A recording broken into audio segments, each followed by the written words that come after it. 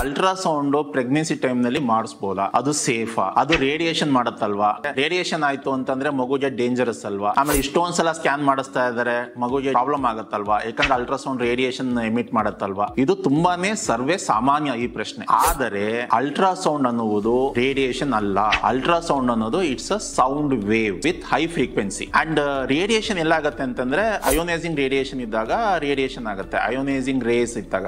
Ultrasound ಮಗುಗೆ ನೀವು pregnancy time ನಲ್ಲಿ 3 ರಿಂದ 5 ಸಲ ಮಾಡಿಸಿದ್ರು ಸಹ ಯಾವುದೇ ತರಹದ ಪ್ರಾಬ್ಲಮ್ ಆಗೋದಿಲ್ಲ. ಆಕ್ಚುಲಿ ಈಗ ಅಲ್ಟ್ರಾಸೌಂಡ್ ಬಂದು ಆಲ್ಮೋಸ್ಟ್ 30-40 ಇಯರ್ಸ್ ಆಗಿದೆ. ಈ 30-40 ಇಯರ್ಸ್ ಅಲ್ಲಿ ಯಾವುದೇ ಸ್ಟಡೀಸ್ ಅಲ್ಲಿ ಅಲ್ಟ್ರಾಸೌಂಡ್ ಇಂದ ಮಗುಗೆ ಪ್ರಾಬ್ಲಮ್ ಆಗುತ್ತೆ ಅಥವಾ ರೇಡಿಯೇಷನ್ ಎಕ್ಸ್ಪೋಜರ್ ಆಗುತ್ತೆ, ಹೆಲ್ತ್ ರಿಲೇಟೆಡ್ ಇಶ್ಯೂ ಆಗುತ್ತೆ ಅಂತ ಪ್ರೂವ್ ಆಗಿಲ್ಲ. ಹಾಗಾಗಿ ಯಾವುದೇ ತರಹದ ಅನುಮಾನ ಬೇಡ, ಯಾವುದೇ ತರಹದ ಹೆದರಿಕೆ ಬೇಡ. 100% ಪೇಷಂಟ್ಸ್ಗೆ ಈ ಅನುಮಾನ ಇರುತ್ತೆ. ಹಾಗಾಗಿ ಈ ವಿಡಿಯೋನ ನೀವು ಸ್ಪ್ರೆಡ್ ಮಾಡಿ, ಎಲ್ರಿಗೂ ಈ ಅವೇರ್ನೆಸ್ ನ ಕ್ರಿಯೇಟ್ ಮಾಡಕ್ಕೆ ನಮಗೆ ಹೆಲ್ಪ್ ಮಾಡಿ.